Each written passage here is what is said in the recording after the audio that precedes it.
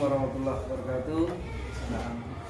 Jadi yang saya hormati Bapak Fasilitator saya, Bapak Majid Junaida SPDMPD.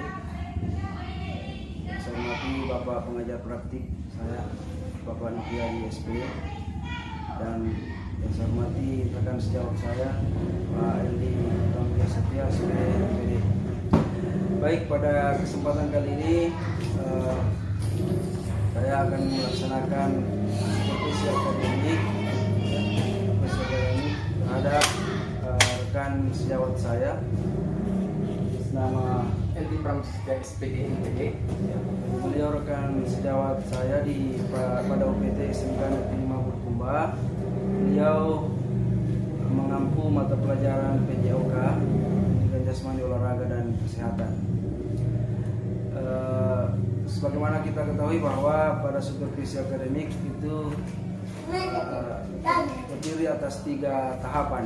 Tahapan pertama pra observasi, kemudian yang kedua observasi, dan yang ketiga pasca observasi. Pada kesempatan saat ini kami akan melaksanakan pra observasi.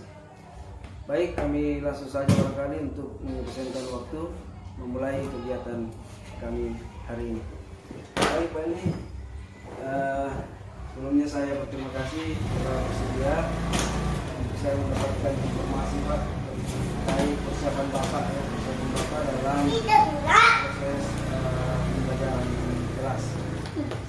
Ya, seperti yang saya sampaikan tadi Pak, jadi hari ini saat ini kita akan melaksanakan pasca observasi Pak, ya, pra observasi. Baik Pak, jadi kita barangkali langsung saja memasuki kegiatan uji kita saat ini. Ya, jadi baik Pak Eldi, kalau boleh tahu Pak, di kelas mana Pak? Kelas mana Bapak akan bersedia untuk dijadikan objek observasinya Pak? Terima kasih Pak Samsul Bahri. Adapun kelas yang saya sudah siapkan untuk pelaksanaan observasi yaitu kelas 10 TKJ 1. Ya, kalau boleh tahu Pak, jumlah siswa yang ada di kelas sana Pak, berapa orang? Jumlah siswa di sana Pak ada 2 di kelas 10 TKJ 1 ya. Jadi rencana Pak, kapan kita bisa mengambil melaksanakan observasi ini? Pelaksanaannya insya Allah Pak hari ini juga. Kebetulan kelasnya saya sudah siapkan untuk pelaksanaan observasi. Baik Pak. Setelah proses observasi ini kita langsung saja Pak menuju kelas ya. Kemudian Pak, kalau boleh tahu Pak, materi yang akan Bapak ajarkan pada kegiatan tersebut. Ya, materi yang akan saya ajarkan Pak yaitu mengenai tentang budaya hidup sehat. Selanjutnya Pak, tujuan pembelajaran yang ingin dicapai pada proses pembelajaran tersebut. Ya, tujuan pembelajarannya akan dicapai Pak di dalam materi budaya hidup sehat ini ada 3 Pak. Ada 3 poin pokok. Yang pertama, siswa dapat mengetahui pengertian tentang makanan sehat. Yang kedua, siswa mengetahui jenis makanan terkait kesehatan dan pertumbuhan tubuh. Yang ketiga, siswa dapat menerapkan budaya hidup sehat pada kehidupannya sehari-hari. Bagus sekali Pak tujuannya. Jadi selanjutnya barangkali Bapak sudah menyiapkan strategi Pak. Strategi seperti apa yang Bapak akan gunakan? Di strategi pembelajaran ini Pak yang saya akan laksanakan ada 4 Pak. Yang pertama adalah menyiapkan perangkat pembelajaran itu sendiri sebagai poin pokok. Yang kedua, menyiapkan bahan ajar Pak, bahan ajar yang akan siapkan. Yang ketiga, saya akan menyiapkan kelas yang kondusif pastinya. Yang keempat, saya akan menyiapkan media pembelajaran. Luar biasa Pak ya. Ya, seperti itu yang keempat ya Pak, yang akan menjadi strategi Bapak dalam persiapan pembelajaran. Selanjutnya Pak, kita ketahui kan saat ini sedang menggaungkan pembelajaran berintegrasi Pak ya. Jadi dalam pembelajaran Pak barangkali bisa disampaikan Pak kompetensi atau area pengembangan yang dikembangkan Pak. Di area pengembangan ini Pak ada tiga, ya, ada tiga area pengembangan. Yang pertama mengembangkan kemampuan berdiferensiasi. Kemudian yang kedua adalah mengembangkan kemampuan sosial emosional siswa yang beraneka ragam itu. Yang ketiga mengembangkan kemampuan dalam mengelola kelas yang kondusif pastinya. Mantap sekali Pak. Ya, bagus sekali. Jadi seperti itu Pak ya. Selanjutnya Pak terkait pembelajaran berdiferensiasi ini Pak. Ya. Seperti apa penerapan Bapak dalam kelas nanti? Pengembangannya ada tiga area pengembangan Pak. Ya, pembelajaran yang pertama adalah diferensiasi konten, kemudian diferensiasi proses, dan ketiga diferensiasi produk untuk hasil. Jadi ketiga-tiganya Pak ya, Ya. diupayakan dalam proses pembelajaran nanti bisa dicapai semuanya Pak. Iya Pak. Selanjutnya Pak yang terakhir barangkali ini penerapan kompetensi sosial emosional Pak. Bagaimana? Ada berapa Pak yang kompetensi sosial emosional yang akan diterapkan nanti di pembelajaran Bapak? Oh iya Pak, berbicara tentang penerapan KSE-nya Pak, ada 4 yang saya akan lakukan di sana. Yang pertama manajemen diri, yang kedua kesadaran diri, yang ketiga adalah keterampilan belajar berrelasi, keempat adalah keterampilan pengambilan keputusan yang bertanggung jawab. Luar biasa Pak. Jadi keempat jadi diupayakan Pak ya. Ya, Insya-Allah KSE ini diharapkan bisa didapatkan pada proses pembelajaran ini. Baik Pak, jadi saya sangat berharap Bapak bisa melaksanakan pembelajaran misalnya besok sebentar dengan baik ya. Mudah-mudahan siswa-siswa kita bisa bisa senang pada pembelajaran yang Bapak akan terapkan sebentar. Mudah-mudahan Bapak sukses. Sekali lagi saya berterima kasih Pak atas kesediaannya untuk kami mengambil informasinya. Terima kasih Pak. Assalamualaikum warahmatullahi wabarakatuh.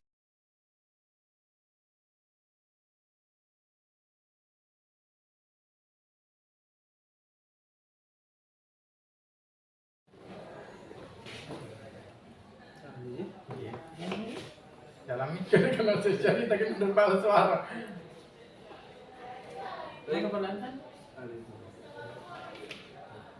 Assalamualaikum warahmatullahi wabarakatuh. Waalaikumsalam warahmatullahi wabarakatuh. Alhamdulillahirabbil alamin. Puji syukur kepada Allah Subhanahu wa taala.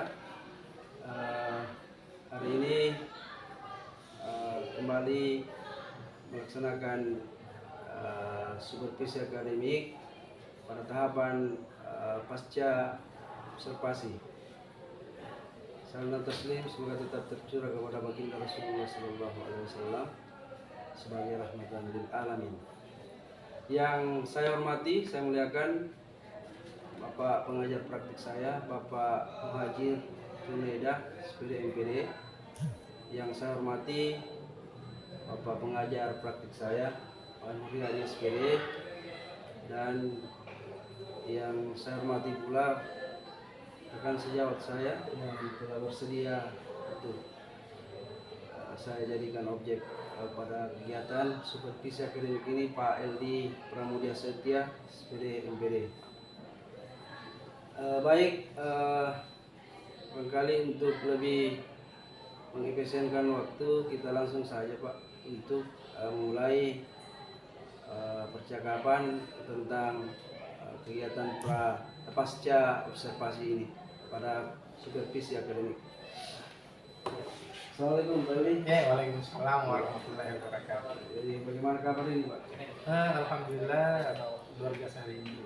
Ya, jadi saya Pak sangat berterima kasih Pak Eli telah bersedia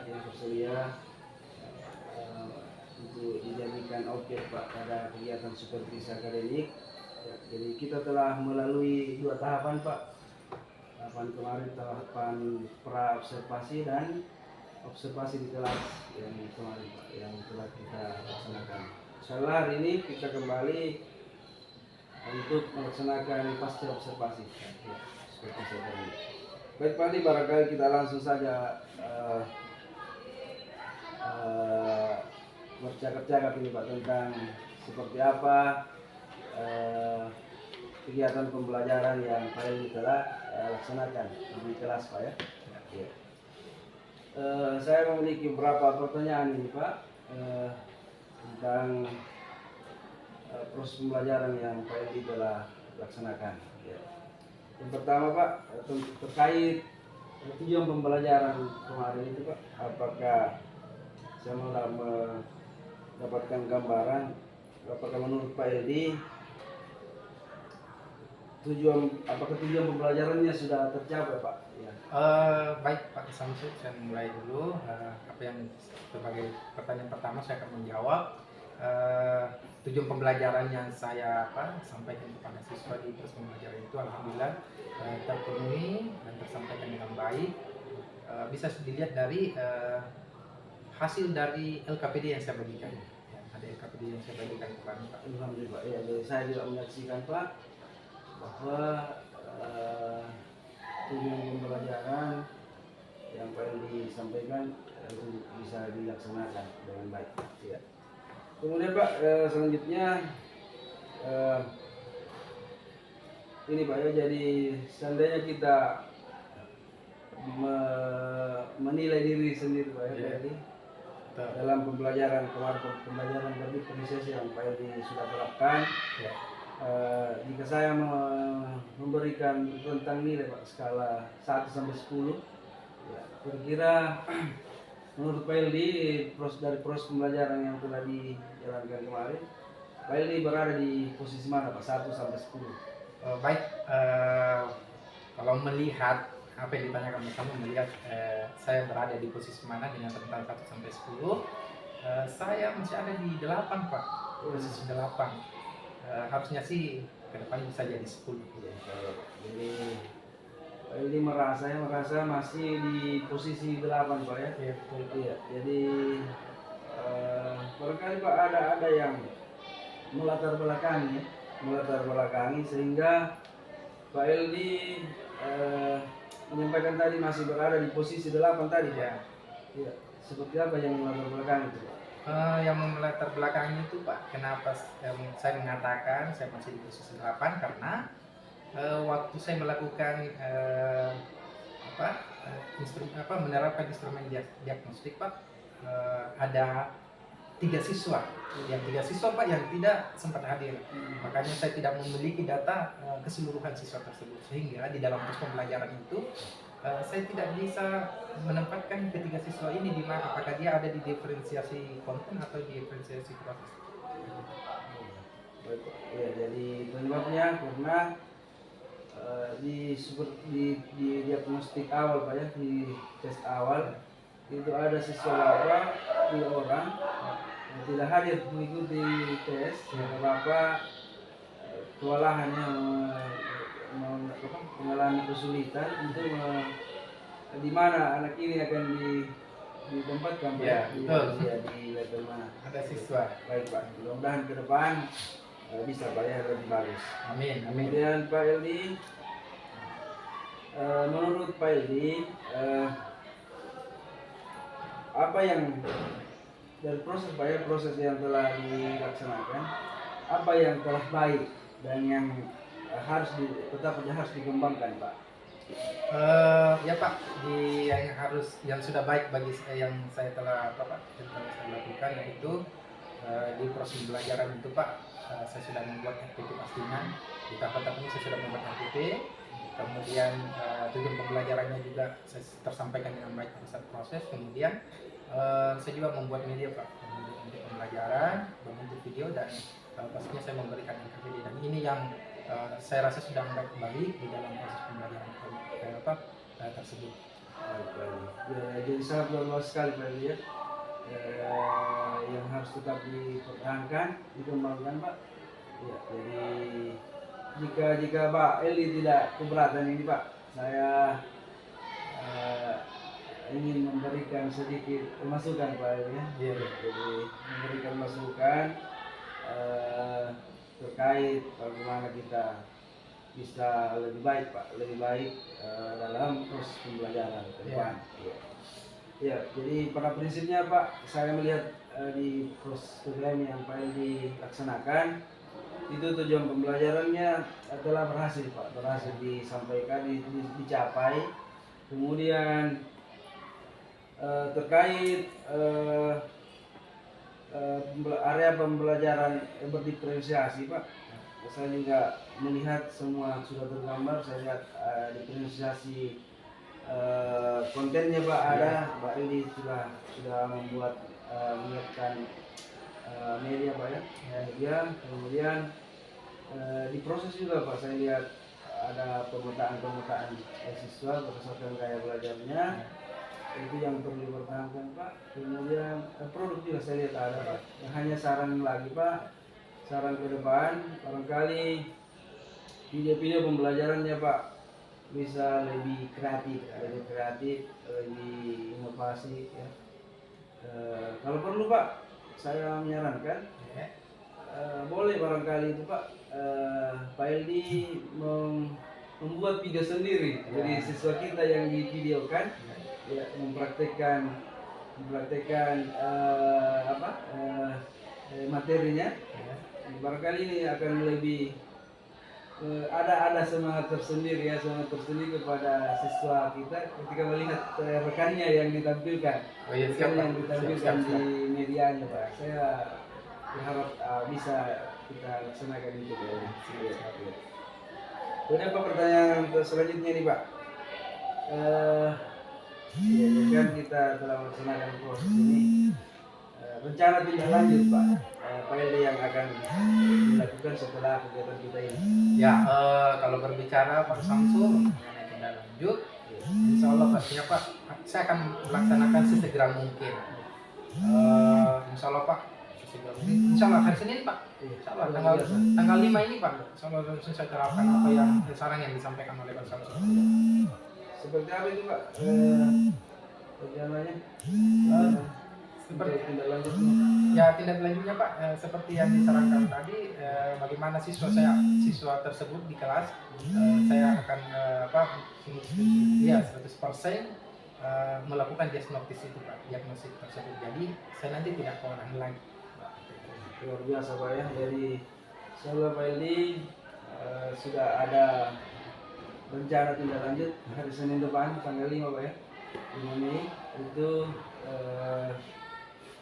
di awal pemberian materi akan melaksanakan tes diagnostik kepada seluruh siswa yang diupayakan kepada seluruh siswa. Kemudian juga saran saya tadi Pak, mudah-mudahan bisa dilaksanakan yang baik.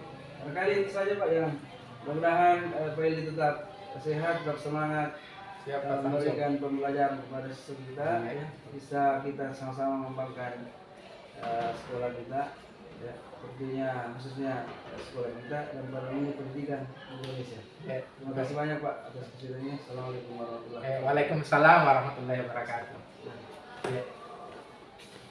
Menikah